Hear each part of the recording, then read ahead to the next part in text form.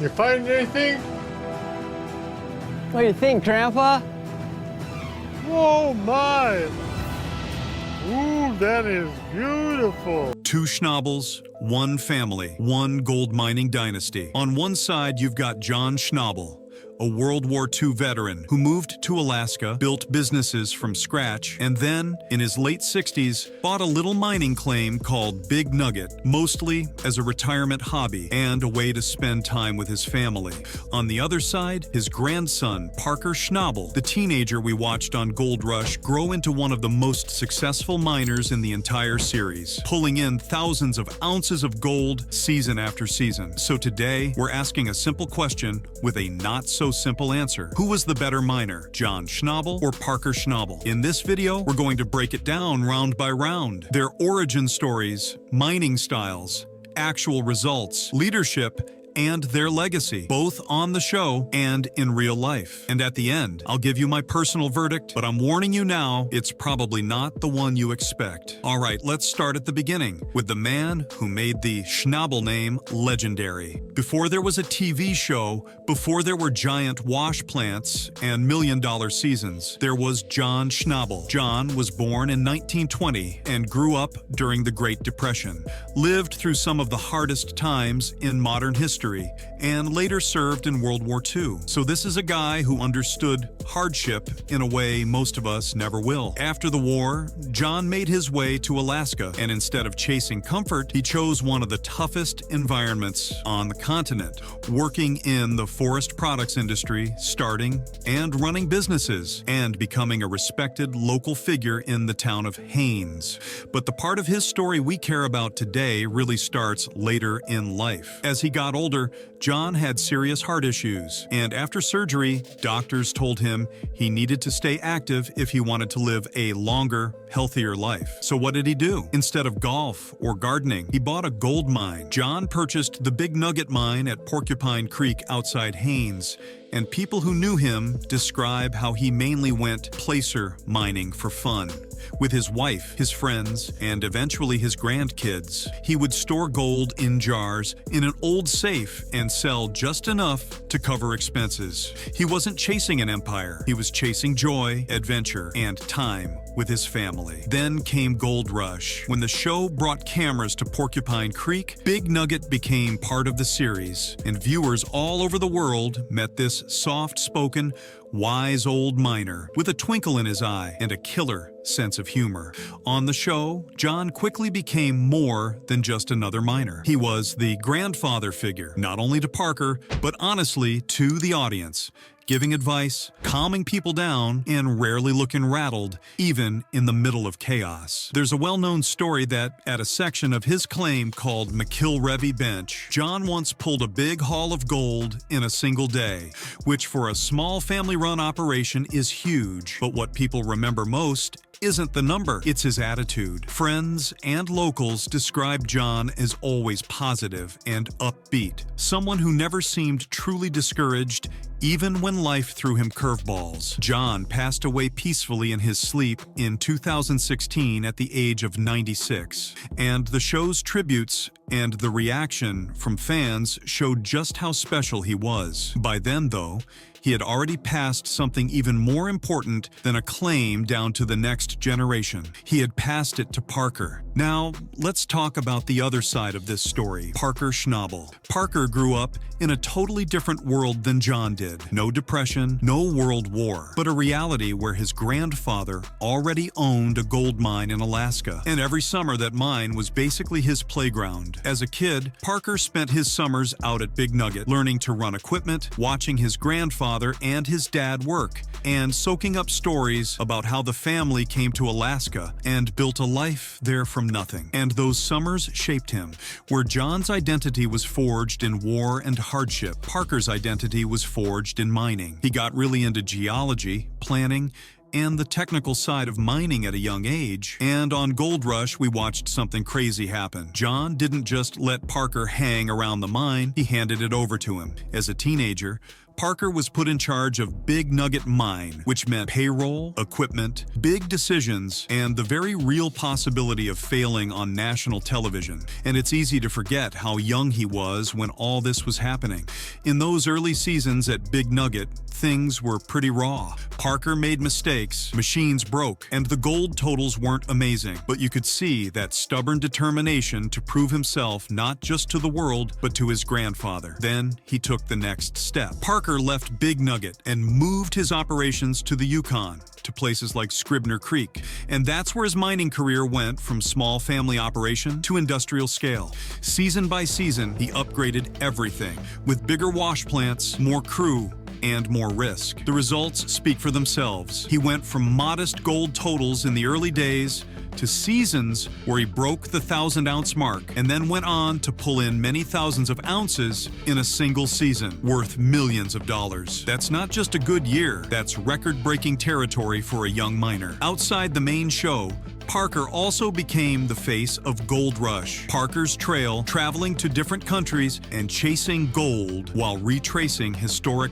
Gold Rush routes. And even with all the money he's made, he's talked about how he doesn't really live some wild luxury lifestyle, preferring to spend his money on experiences with his crew and family rather than flashy toys. So while John is the old-school prospector who turned a retirement project into an adventure, Parker is the high-pressure modern mine boss, turning that legacy into a global brand. Now that we know who they are, let's start the showdown. Round one is all about origin stories. On one side, John was born in 1920, survived the Great Depression, fought in World War II, moved to Alaska, built businesses from the ground up, and only got into gold mining later in life as a way to stay active and have fun with his family. On the other side, Parker was born into a world where gold mining was already the family business, spending his childhood at Big Nugget, learning the ropes from day one, and becoming mine boss as a teenager under the watchful eye of both his grandfather and millions of TV viewers. John's story is classic old-school grit. He comes from nothing,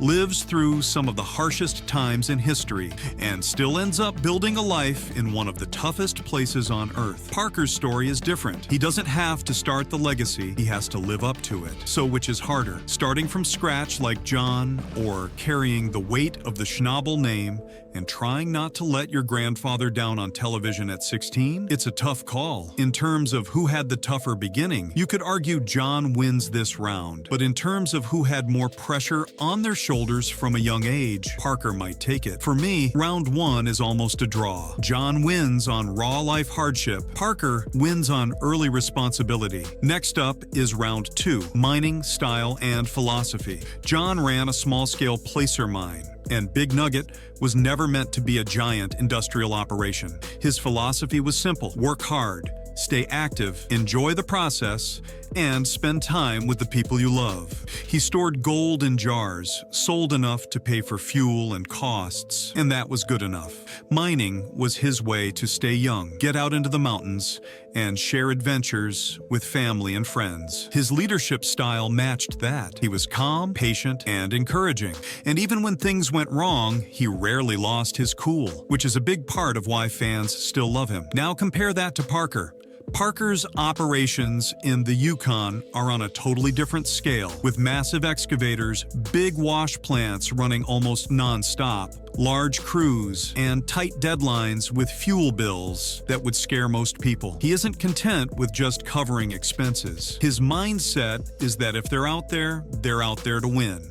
Every season has a number in his head, a gold goal that defines success or failure, and he's willing to take big risks, from major equipment purchases to intense pressure on himself and his crew to hit those targets. So whose philosophy is better? John's philosophy is healthier and more balanced. balanced, putting life and family first and gold second. Parker's philosophy is high performance, focused on pushing limits, scaling up, and maximizing results. In modern mining terms, Parker's style is closer to a CEO running a serious business, while in human terms, John's style is that of a wise grandfather who knows what really matters in the end. So round 2 comes down to what you value. If you value balance and joy, you give this one to John. If you value drive and ambition, you give it to Parker. Round 3 is where things get less subjective. Results and gold totals. Here we're asking who actually pulled more gold out of the ground. First, John. Big Nugget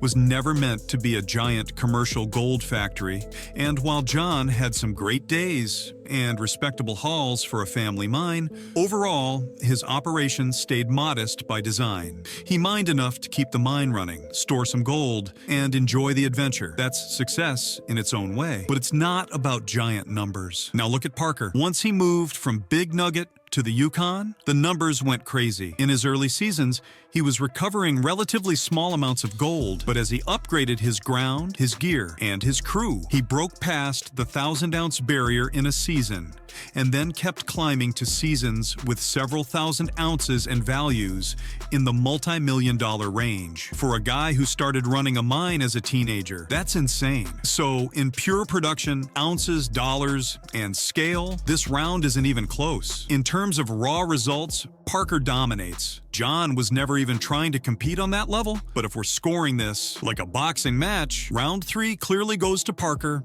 Round 4 is leadership and mentorship, because mining isn't just about dirt and machines, it's about people. Looking at John first, he was the definition of a mentor. On the show, we see him trusting his teenage grandson enough to hand him the mine, giving calm and thoughtful advice, and believing in Parker even when Parker doubts himself. People who knew him describe him as upbeat and positive, someone who didn't let setbacks crush his spirit, and that emotional stability is rare, especially in such a tough business. He didn't just teach Parker how to run equipment or pan for gold. He taught him work ethic, how to handle stress, and how to keep going when things get rough. Parker, as a leader, is very different. He is intense and demanding, and the pressure he feels from those big goals flows straight down to his crew. We see him yelling when things go wrong, pushing people to go faster and dig deeper, and being very hard on both himself and others. But we also see him rewarding loyalty, bringing core crew members back season after season, and sharing successes and experiences with them. Some people thrive under that kind of high-pressure leadership, while others would probably prefer someone more like John, calmer and more steady. So who wins this round? If the question is who you'd rather have as your mentor, most people would probably say John. If the question is who is more likely to squeeze maximum performance out of a crew, that might be Parker. I'd give leadership and mentorship slightly in favor of John, because he built Parker and set the foundation. Without John's leadership, Parker doesn't become the boss he is, though Parker deserves credit for carrying that leadership forward to a new generation. Round 5 is legacy and impact, and this is where the story becomes bigger than either man alone, starting with John. Without him, there is no Big Nugget as we know it, no Parker growing up on the claim, and probably no Parker as the star of Gold Rush. His decision, late in life, to buy Big Nugget and start mining for fun changed his family's destiny. He also left a legacy of values, staying positive, working hard, enjoying the people around you, and not measuring life purely in dollars. And you can still feel that in the way fans talk about him, and in the way his family remembers him. Now, Parker's legacy, which is still being written, looks different but connected. On Gold Rush, Parker has become one of the most successful miners in the history of the show. Season after season, hitting big gold totals and pushing the limits of what's possible for a young miner. He has taken the Schnabel name from a family operation in Alaska to a globally recognized mining brand, starring in the main show and spin-offs, and being known by gold mining fans all over the world. He has carried forward that work ethic and focus John had, just scaled up to modern industrial levels. So in terms of legacy, John created the foundation, the claim, the family culture, and the core values, while Parker expanded that legacy to a level John probably never imagined, turning it into a major operation with international recognition. You almost can't separate their legacies. John is the root, and Parker is the branches. And if you remove either one, the tree doesn't look the same. For that reason, I call round 5, Legacy and Impact, a draw, but it's the most important draw of the whole video. Before the final verdict, we have to talk about the emotional core of this story, the relationship between John and Parker, because this isn't just a comparison between two separate miners, it's a grandfather and grandson, and everything that passed between them. Think about those summers Parker spent at the mine, where he stayed with John, ran equipment, and listened to his grandfather's stories. He has talked about how John had an incredible memory and would walk him through his whole life, from childhood to Alaska and beyond. There were no cameras for most of that, just a kid and his grandpa.